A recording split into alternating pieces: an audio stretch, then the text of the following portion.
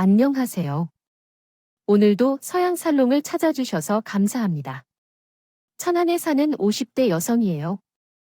얼마 전에 우리 집 행운목에 꽃이 피었어요. 행운목에 꽃이 피면 좋은 일이 생긴다고 하죠. 그래서인지 제 일상의 뜻밖의 행운이 찾아왔지요. 이전까지 제 삶은 소위 말하는 이생망이었어요. 이번 생은 망했다는 의미죠. 하지만 50이 넘은 지금 끝났다고 알았던 제 삶의 꽃이 활짝 핀 거예요. 30년 가까이 주변 사람들과 연락을 끊고 살았기에 어디서 자랑할 데도 없어서 이렇게 사연을 보내게 됐어요. 제 아들이 귀한 집을 채택한 딸이에요. 위로는 언니가 2명이고 아래로는 어렵게 얻은 남동생이 하나 있어요. 사람은 태어나면서부터 자신의 자리를 가지고 태어난다는데요.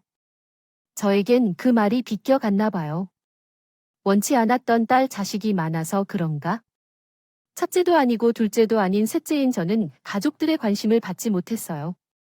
집안 어른들도 제 이름을 기억하는 사람이 없을 정도였죠. 네가 영철이 내 셋째냐 넷째냐, 이름이 뭐야?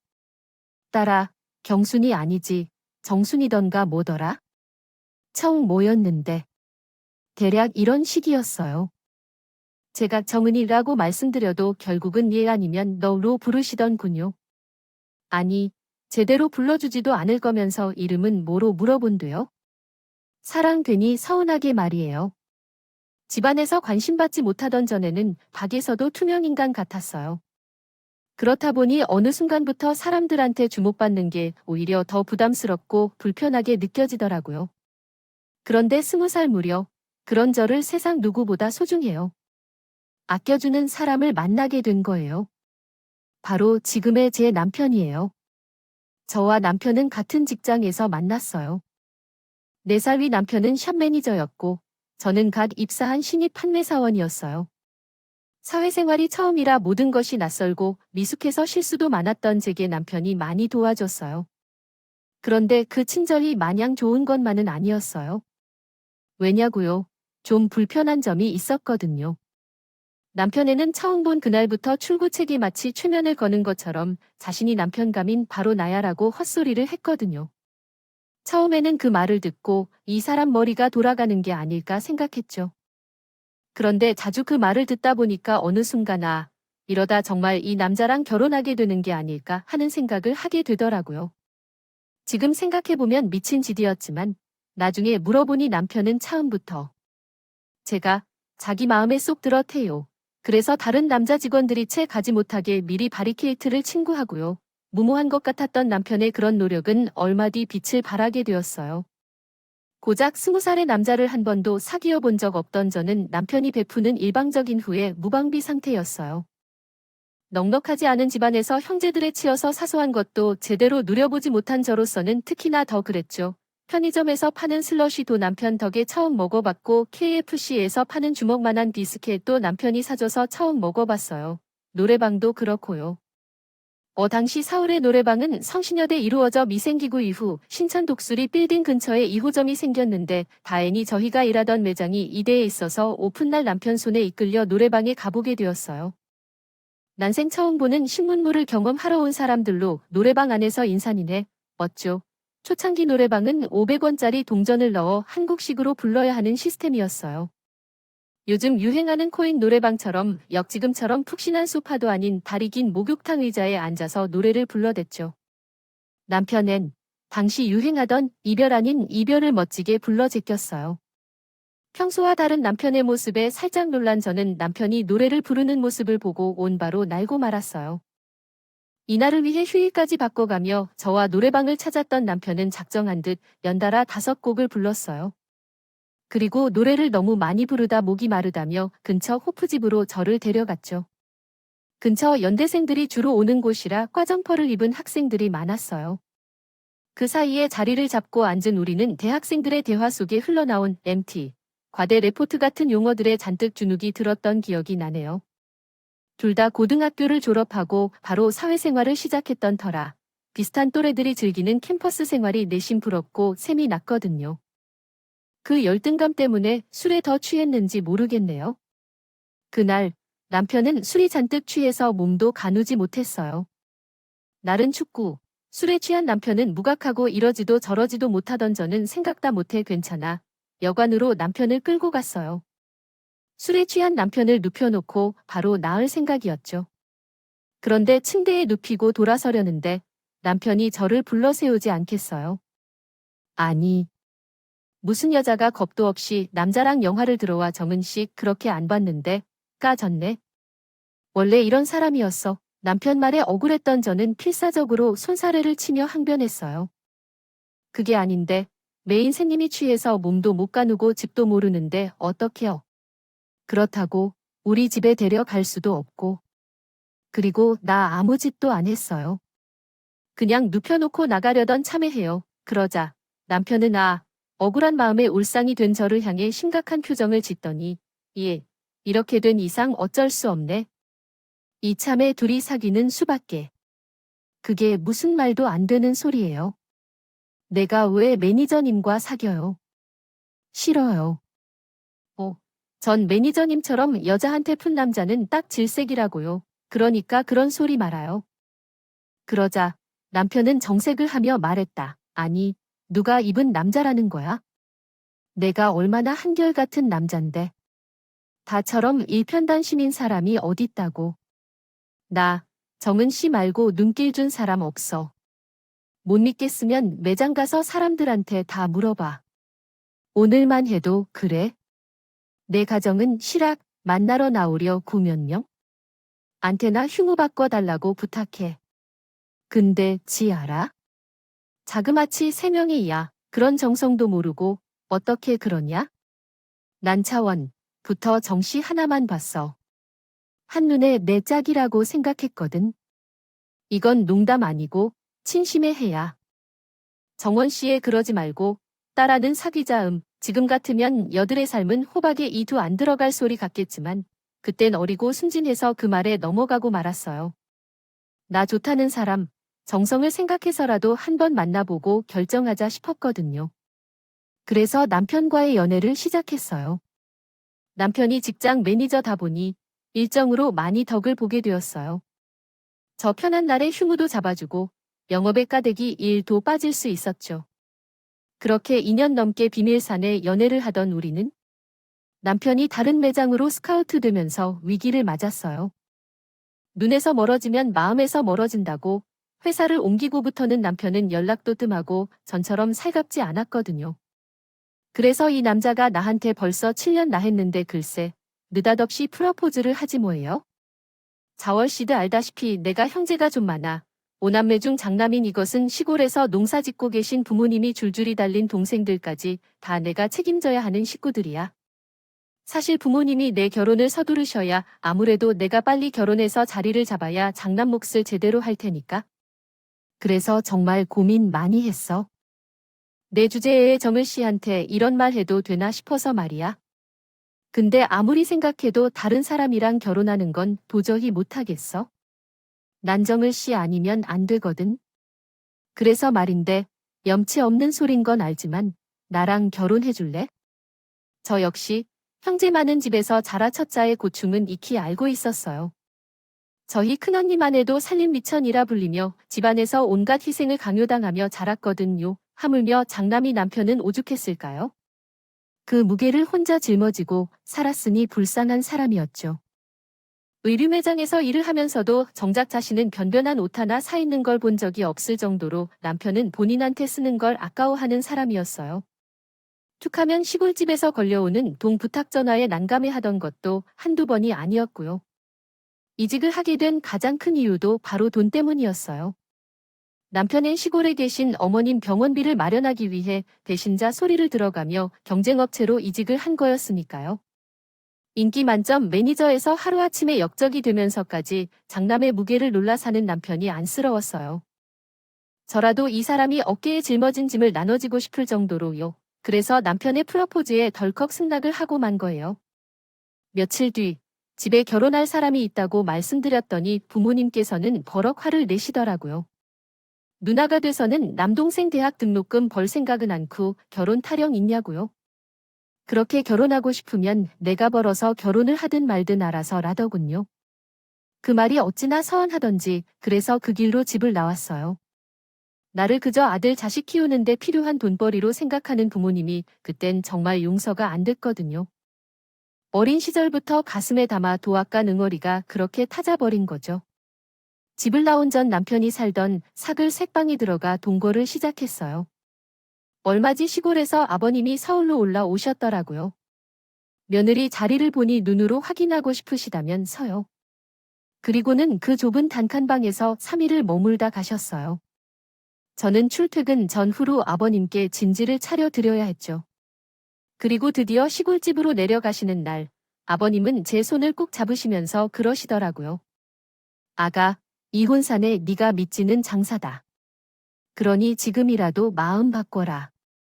네가 마음에 안 들어서가 아니라 네가 너무 아까운 아이라서 그런다더라. 그러면서 예쁘고 바른 얘가 뭐가 아쉬워서 우리 집만 며느리를 들어오려고 하니 대자식이지만 내 아들놈이 편한 놈도 아니고 괜히 귀한 집딸 데려다 고생만 시킬 게 뻔하다. 아직 나이도 어리니 나중에 후회 말고 다시 한번 생각해봐라. 내가 다 너를 위해 하는 말이야. 아버님, 혹시 제가 마음에 안 드세요? 나이가 어려서 몸이 다 오신 거라면 제가 노력할게요. 아버님이 원하시는 만면 일감은 아닐지 모르지만 최선을 다해 보겠습니다. 그러니 헤어지란 말씀은 하지 마세요. 이미 동거까지 한마당에 헤어지라는 소리를 듣고 보니 덜컥 겁이 나더라고요. 그래서 필사적으로 아버님을 설득하려 노력했어요. 그런 노력에 아버님 이 결혼을 허락해 주셨고 아버님이 치골지구를 내려가신 이후 본격적으로 결혼 준비를 시작하게 됐어요. 결혼식은 본가에 내려가 하기로 했고 신혼집은 남편이 살던 그 색방에 차리기로 했어요. 혼수는 필요한 가전제품 몇 개 들여놓고 이부자리를 새 걸로 바꾸는 정도였어요. 아버님께서 예단은 필요 없다고 하셔서 남대문 시장에 들러 시부모님 한복만 준비했죠. 결혼식이 임박하도록 저희 친정에서는 여전히 제 결혼을 반대했어요. 사실 반대가 아닌 방관에 가까워져요. 땀정성이 고3이라 대입 학력고사. 준비하고 있어서 부모님은 공부에 방해된다고 집에도 오지 말라고 하셨거든요. 결국 친정 부모님에게 제대로 결혼 허락을 받지 못한 채 식을 올리게 되었어요. 결혼식을 시댁이 있는 시골집에서 전통 혼례를 치르기로 해서 엄마는 남동생을 챙기느라 못 오시고 아빠랑 큰언니만 참석을 했어요. 언니는 시댁을 둘러보더니 한숨을 쉬더군요. 사실 저도 울고 싶은 심정이었죠. 쓰러져가는 오막살이의 흥분의 식구처럼 방마다 주렁주렁 아이들이 앉아 있었거든요. 형편이 어렵다는 건 알았지만 이렇게 찢어지게 가난한 줄은 몰랐어요. 하지만 그보다 더 놀랐던 건 남편의 형제였어요. 남편이 제게 자신을 오남매 중 장남이라고 했는데 가보니 글쎄 형제가 너무 많았어요. 총 9남매였어요. 여기저기서 뛰어나오는 신우들과 함께 느붓게 해서 설악삿 동생들 때문에 정신이 없었어요. 그저서야 왜 아버님이 저한테 결혼을 다시 생각해보라고 하셨는지 이유를 알 것 같더라고요. 게다가 시어머님이 워낙 욕심이 많고 게으른 분이시라 집안일에 손도 까딱 안 하셨고 시내 이들도 제가 시댁에 갈 때마다 평소 자신들이 하던 집안일을 제게 떠넘기기 바빴어요. 시댁에서 제 편은 아버님뿐이었어요.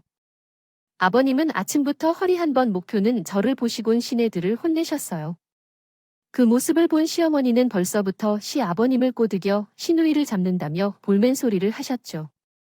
억울하기는 했지만 이런 게 시집살이구나 하면서 참아 넘겼어요.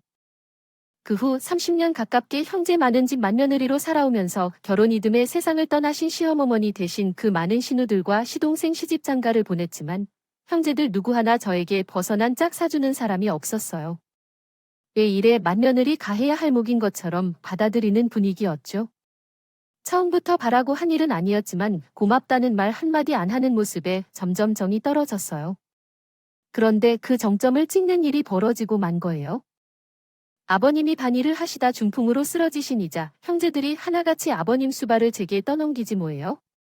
그간 아버님과의 정을 생각해서라도 제가 병수발을 들 생각이었지만 그래도 엄연히 자신들 부모인데 피 한 방울 안 섞인 저한테 당연한데 떠넘기는 건 말이 안 되죠. 그래서 다들 모인 자리에서 한마디를 했더니 글쎄 언니의 솔직히 언니가 우리 집에 와서 한 게 뭐 있다고 그래요? 끈 오빠랑 언닌 서울에선 다른 핑계로 명절이나 제사 때나 집에 왔었지 언제 시집살이라도 한 번 한 적이 있어요. 언니처럼 편하게 살아온 여자가 또 어디 있다고 생색은? 누가 보면 언니가 우리 식구 먹여 살린 줄 하겠네요. 둘째, 너희가 눈을 흘기며 그러더군요. 맞아요. 저는 그동안 서울에서 사느라 시골에 계신 시아버님을 제대로 돌봐드린 적이 없어요. 꽃가게 운영하며 집안 살림하는 것도 힘든데 본가를 떠나 서울로 올라온 8이나 되는 시동생들까지 챙기느라 여력이 없었거든요. 자기둘 결혼 전까지 우리 집에서 5년을 살아놓곤 저런 소리를 하네요. 그때였죠. 철없는 막내 시동생이 킬킬대며 그러더라고요. 그러니까 처음부터 은숙 누나랑 결혼했으면 좋았잖아. 군한 집도 부자라서 이럴 때 아빠 간병인 두 턱턱 붙여졌을 텐데. 형, 이제라도 형수 버리고 은숙 누나랑 재혼하지 그래? 그 누나 혼자라던데 막내 시동생의 철없는 말에 집안의 정적이 감돌았다. 그런데 이상한 건 남편의 눈빛이 미묘하게 떨리는 거예요. 마치 뭔가 감추고 있는 사람처럼. 여수십 년의 한 입을 덮고 산 채가 그걸로 해결되지 않았죠. 그 일이 있고 며칠 뒤 자는 아버님 병상에 간병인을 붙여넣고 남편의 뒤를 밟았어요. 그날은 남편이 친구들과 골프 약속이 있다던 날이었어요. 수원에 있는 골프장으로 가는 남편은 아침 일찍 집을 나서서 운전해서 춘천으로 향했어요. 그리고 춘천역 주차장에 차를 세우고 2층 플랫폼을 향했어요. 뒤따라 계단을 오른다는데 그때 남편이 웬 여자의 어깨에 팔을 두른 채 다정하게 내려오고 있지 뭐예요. 순간 숨이 턱 막히는 게 다리에 힘이 쭉 빠지더라고요. 꿈에도 생각하지 못했던 남편의 외도에 그간 살아온 시간들이 쓰레기통에 처박히는 기분이 들었어요. 하지만 이대로 허탈감에 빠져 있을 순 없었어요. 그래서 휴대폰을 꺼내요. 동영상 모드를 눌렀어요. 그날 남편은 그 여자와 함께 천평댐 일대를 돌며 연인들처럼 데이트를 즐기더군요. 그리고는 시내 닭갈비 집에 들러 늦은 점심을 먹고 온 인적 드문 곳에 위치한 모텔에 들어갔어요. 하루 종일 저를 태우고 그 남편의 뒤를 밟아줬더니 택시기사님은 이참에 안까지 쫓아 들어가 증거를 잡자며 마치 자신의 일처럼 나서 주었어요. 하지만 그러고 싶지 않더라고요. 그 더러운 사진 한 장 찍겠다고 내 마지막 자존심까지 버리고 싶지 않았으니까요. 그래서 그 길로 차를 돌려 아버님이 계신 병원으로 갔어요. 집엔 아이들이 있어서 제대로 올 수 없었거든요. 그땐 그저 마음 놓고 올 장소가 필요했어요. 그래서 아버님이 계신 병원으로 택한 거였죠. 거기선 펑펑 운다 한들 사람들이 이상하게 보진 않으니까요. 아버님 침상에 얼굴을 묻고 한참을 울었어요. 그러다 문득 아이처럼 곤히 잠들어 계신 아버님을 보자 오래전 그날 아버님께서 하셨던 말씀이 문득 떠오르더라고요. 지금이라도 늦지 않았으니 결혼을 다시 생각해보라 던 그 말씀이. 압두님, 그때 아버님 말씀을 따를 걸 그랬나 봐요. 그랬다면 이렇게 가슴에 한이 맺진 않았을 거예요. 오늘 그이가 여자와 함께 있는 걸 봤어요. 저와 있을 땐 볼 수 없었던 환한 얼굴로 여자를 보며 웃더라고요. 30년 가까이 맏며느리를 살면서 한순간도 행복하지 않았다면 거짓말일 거예요. 그런데요, 아버님 기억이 안 나요? 제가 정말 행복하게 했는지 어쩜 이렇게 하나도 기억이 안 날까요? 어떡하죠? 아버님, 저 이제 못하겠어요. 그렇게 아버님 침상에 얼굴을 묻고 펑펑 울고 있는데 남편한테 전화가 왔더라고요. 시간이 몇 시인데 여자가 집 밖에서 뭘 하냐고요? 그 말을 들으니 머리끝까지 화가 나더라고요. 자기는 치아버지 병원엔 찾아올 생각도 않으면서 아침부터 여자랑 놀고 다니면서 어떻게 나한테 저런 소리를 할까? 기가 막혀 좀 헤어질 때 헤어지더라도 추하게 끝내지 말자 싶어 참으려 했는데 불난 집에 그 인간이 기름을 부은 거였어요. 그래서 전화를 끊고는 바로 업체를 수소문해서 남편과 아까 그 여자에 대해 알아봐 달라고 했어요. 간통죄도 폐지된 마당에 이 인간을 간통으로 쳐넣을 순 없지만 일단은 증거를 잡아놓고 법적으로 하든 주먹으로 하든 해야 할 것 같아서요. 그리고 보름 이어 뒤 업체에서 연락이 왔더라고요. 그런데 글쎄 업체에서 알려준 그 여자의 이름이 바로 지난번 막내 시동생이 말했던 그 은숙이란 여자더라고요. 4년 전쯤 남편과 사별하고 혼자 살고 있었어요. 그런데 남편과 다시 만난 시점이 그 여자 남편이 살아있다던 7년 전쯤이더라고요. 둘 다 가정을 둔 상태의 불륜을 저지른 거였죠. 그런데 웃긴 건 이 사실을 몇몇 시동생과 시누이들도 알고 있더라는 거예요. 남편 형제들과도 함께 만나 여행도 다니고 했더라고요. 아주 쓰레기 같은 것들이 꼴값을 떨고 있었던 거죠. 그래놓고 지 아빠는 나 몰라라 하고 저한테 떠는 것단 이 정말 인간 같지도 않은 것들이었죠. 그래서 이것들을 불러 결판을 내려 있는데 그때 병원에서 전화가 왔더라고요. 아버님이 위급하시단 얘기를 듣고 저는 정신없이 병원으로 달려갔어요. 병실에 들어가 보니 아버님은 산소 호흡기에 의지한 채 거친 숨을 몰아쉬고 계셨어요. 아버님, 저랑 써요. 눈 좀 떠 보세요. 제 목소리를 듣자 하자 아버님은 힘차게 눈을 떴어요. 그리고 눈물을 주로 쏟으셨어요. 잠시 뒤 아버님 몸이 푹 꺼지더니 그대로 세상을 떠나셨습니다. 아버님 손에 얼굴을 묻고 한참을 울고 있는데 뒤늦게 남편과 형제들이 달려왔어요. 시동생과 신호. 이들은 아버님이 운명하셨다는 얘기를 접하곤 바로 허탈해하더라고요. 이때까지만 해도 저는 이들이 아버님 임종을 못 지킨 게 안타까워 그러는 줄 알았어요. 그런데 장례식 중에 친척들 얘기를 들어보니 그게 아니었더라고요. 제가 남편의 외도 사실을 알고 있는 것이었습니다. 아버님 병실을 찾아 울던 그때 바르게 님은 눈을 감은 채 제 얘기를 듣고 계셨던 모양이에요. 다음 날 당숙을 불러 당신 앞으로 된 땅 같이 선상까지 제 앞으로 돌려주라고 하셨다더군요. 너무도 완강하게 당부하셔서 뜻을 따르긴 했지만 차후에 자식들이 알고 자신을 원망할까봐 둘째 시동생한테 연락을 했던 모양이에요. 남편을 제외한 형제들은 변호사까지 사서 아버님의 재산을 찾아올 방법을 찾고 있었는데 아버님의 동의가 있어야 한다는 말을 듣고 다 같이 만나 병원에 올 계획을 세웠던 모양이에요. 그런데 바로 그 첫날 아버님이 세상을 떠나고 마신 거죠. 남편의 형제들이 아쉬워한 건 바로 그 대목이 어떤 거예요? 정말 인간 같지 않은 금을 들인 거죠. 아버님 장례식이 끝나자 시동생들은 제 집으로 몰려왔어요. 영문을 모르는 남편은 제게 무슨 일이 있냐고 묻더군요. 그러자 말 많은 둘째, 시누이가 저를 보자마자 한 소리 하더라고요. 언니의 그간 고민 줄 알았더니 완전 여우였네요. 그동안 아빠 구슬려서 재산 빼내려고 병원에 다닌 거였어요. 정신 우리 노인네를 어떻게 울렸길 애그 재산을 다 쓱싹 했대요. 어디 나도 그 재주 좀 배웁시다. 그 말에 남편엔 깜짝 놀랐어요. 이 사람이 아버지 재산을 빼내다니 그게 무슨 소리야? 그러자 둘째 시동생이 이렇게 말했어요. 형, 모른 척하지 마. 아버지가 선산까지 몽땅 큰 형수한테 좋다는데 형이 그걸 모를 리 있어. 우리 땅 주변에 도로가 생겨서 가격이 몇십 배 놀랐다는데 그거 혼자 먹으려고 쇼하는 거 아니야? 이 녀석이 난 금시초문이야. 그리고 설사 알았다 한들 그게 뭐? 장남이 부모 재산 물려받는 게 뭐가 문제란 거야?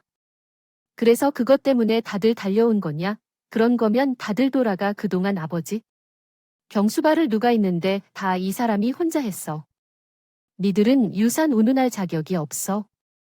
남편을 마치 그 재산이 자기 것이 된 것처럼 신이 나서 떠들어댔어요. 그 말에 순간 발끈하더라고요. 그래서 확실히 하자 싶었죠. 당신이 말할 때도 있네. 그래, 아버님 경수발을 내가 다 했지. 그래서 아버님이 전 재산을 나한테 다 물려주신 거고. 근데 당신애 왜 좋아해? 당신 것도 아닌데 들었잖아. 나한테 주셨다고. 그리고 아가씨, 누가 정신이 흐려? 요 아버님이 반신불수긴 하셨어도 정신은 또렷하셨어요 하긴. 아버님이 병원에 입원하신 지가 언젠데 한 번도 찾아뵌 적이 없으니 모르지. 왜 변호사가 심신미약으로 몰아서 제가 받은 유산 뺏어준다 그래요? 그래서 다들 몰려와서 네 난리를 치는 거냐고요? 근데 소용없어요. 이미 땅 문서 NG 5장이 찍혔고 난 당신들한테 10원장 이 생각 없으니까. 그리고 당신도 잘 들어. 거기에는 당신 목도 없어. 첫사랑 못 잊어서 남몰래 바람까지 핀 주제. 어디서 숟가락을 꼽아 넣은 유책 배우자로 나한테 유언당할 준비가 제대로 하라고. 그리고 당신이 그토록 사랑한 그 은숙 씨도 소장 받을 준비하라고 해. 내가 위자료 청구 소송할 거니까. 널 그렇게 놀라 내가 모르는 줄 알았니 인간아? 혓바닥으로 하늘을 가려라. 네가 더러운 짓거리 하고 다니는 걸 평생 감출 수 있을 줄 알았니? 네 동생들도 다 똑같아. 평등 아버지는 나한테 맡겨두고. 지 오빠 불린 나랑 희희낙낙 잘 은을 구다니더라 시아버님. 당숙한테 그러셨다더라. 당신의 자식을 키운 게 아니라 짐승을 키우신 것 같다고. 그래서 네 형제들한테 한 푼도 남겨주지 않으시겠다면 고해. 먹지도 않은 착것들 같으니라고. 그러자 납작 엎드려 도 모자랄 남편이 얼굴을 붉히며 버럭 질러서 더요. 이놈의 편. 내가 미쳤나 봐. 나 누구 맘대로 네가 내 아버지 재산을 먹어? 그리고 나 은숙이 좀 만났다. 그게 뭐 처가라고 하나? 있는 게 사위할 주로 나나 둔 일기란 아비빌 언덕도 안 되는데 내가 그런지. 딸이 너한테 정이 들겠냐? 솔직히 처음부터 너한텐 정도 없었어. 얘가 순진하고 착한 것 같아서 종갓집 며느리를 부려먹게 좋겠다 싶어서 떨고른 거야. 적어도 제사는 잘 지내줄 것 같았으니까. 신장에서 이 대처 준 게 어디서 큰 소리는지 부모한테 도 사랑 못 받은 년이 누구한테 사랑받겐 야 주제도 모르고 까불지 말고 알아서 쥐 죽은 듯 살아 뚫린 입이라고 잘도 떠들더라고요. 내가 왜 사랑을 못 받아. 널 낳아준 이 아버지인 니들 구남매보다 내가 더 좋으시다더라. 오죽하면 이들 몰래 숨겨둔 땅이며 선산까지 다 나한테 주셨기언니. 아픈 부모 찾지 않는 자식 새끼들보단 당신한테 애틋한 며느리가 100배 1000배 낫다고. 땅이고 산산이고 다 나한테 주신 거 보면 몰라 이래도 내가 사랑을 못 받았니. 기왕 이렇게 다들 모았으니 확실해야겠다. 나 너랑 더는 안 살아 이혼할 거라고. 그리고 4월 10일 어머님 대신 내가 니들 결혼식까지 치러주고 혼수며 예단까지 해준 거 기억은 하니? 나 그 고생을 하고도 이날 이때까지 니들한테 벗어난 짝 받은 거 없어. 벗어나 무슨 고맙다는 말도 못 들었어. 그러고도 니들이 사람 새낀 이 확인 부모가 쓰러졌다는데 코빼기도 안 보이는 것들인데 말해 뭐해. 그래서 니들한테는 일말의 동정도 아깝다는 생각이 들어서 그가 니들이 나한테 뺀 거 다 돌려받아야겠어요. 그러니까 잘들은 들어둘 자세히 말해야 할 겁니다. 도련님들이 장가갈 때 나한테 전세금 조로 돈을 빌려줬던 건 기억하시죠? 둘째는 3,000원, 셋째는 5,000원이에요. 그 돈을 당장 갚아주세요. 둘째, 셋째, 다섯째 아가씨들은 혼수를 준비하면서 가전제품부터 이불 세트, 신혼여행 항공권까지 내 카드로 결제한 걸 기억하죠. 결혼한 지가 좀 됐지만 갚을 생각을 아직 안 하고 있어요. 내 돈이 당신들 쌈지나 줄 알아요? 당신들이 도련님 오빠 동생이지만 이제 내 동생들은 아니에요. 내가 시간 지나도 잊어버리겠다고 생각하나 봐요. 어쩌면 좋을까요? 다른 게 모르겠어도 장부 작성은 잘하는 편이라서 말이에요. 20살 무려 도련님 오빠한테 배운 덕분에 누락 없이 장부를 작성할 수 있어요. 그래서 내 특기죠. 장부에 다 적어 놨으니까요. 하루속히 상황을 해결해 주세요. 곧 남편과 아내가 될 사이니까요. 각자 빌려간 돈과 카드는 이달 말까지 내 계좌로 입금해 주세요. 저는 할 말을 마치고 방으로 들어가 문을 닫았어요. 제가 방으로 들어온 뒤에도 거실에서 남편과 형제들이 고성을 지르며 서로 싸우더라도 그러거나 말거나 이제는 저와는 상관없는 인간들이니 알바 아니죠. 얼마 전에는 남편과 이혼을 했고 아버님이 주신 땅 중 가격에 많이 오른 일부를 팔아서 천안에 다 아이들과 살 집을 마련했어요. 남편과 이혼하면서 재산 분할한 것과 남편과의 상간녀에게 받은 위자료는 아이들을 위해 묵혀두었고요. 그동안 남편과 형제들에게 빌려준 돈과 카드값은 다달이 분할 상환으로 받고 있어요. 남의 돈을 쓸 때는 하찮은 돈처럼 생각했지만 갚으려니 그게 얼마나 큰 돈인지 실감이 가는 모양이에요. 매달 제 날짜에 붙이는 적이 없을 정도로 말이죠. 그리고 아버님의 재산은? 매년 저와 아이들이 지내고 있잖아요. 누구? 제 아버지, 제사를 지내겠다는 인간들이 없었거든요. 차라리 잘 됐죠. 이렇게라도 감사한 마음을 전할 수 있게 됐으니까요. 한때는 내가 내 가족한테 사랑받지 못해서 타인에게도 사랑받지 못한 게 아닐까 생각했던 적도 있어요. 그런데 시간이 지나 보니 원인은 내 자신이 나를 사랑하지 않았기 때문인 것 같더라고요. 그래서 앞으론 나 스스로 나를 사랑해 보려고 해요. 그래야 배신당하거나 후회할 일도 없을 테니까요. 제 사연을 들어주셔서 감사합니다. 여러분은 스스로 이미 다 훌륭한 분들이에요. 하루하루 행복하시고 늘 건강하세요. 여러분, 사연 댓글에 응원과 현명한 조언 부탁드려요.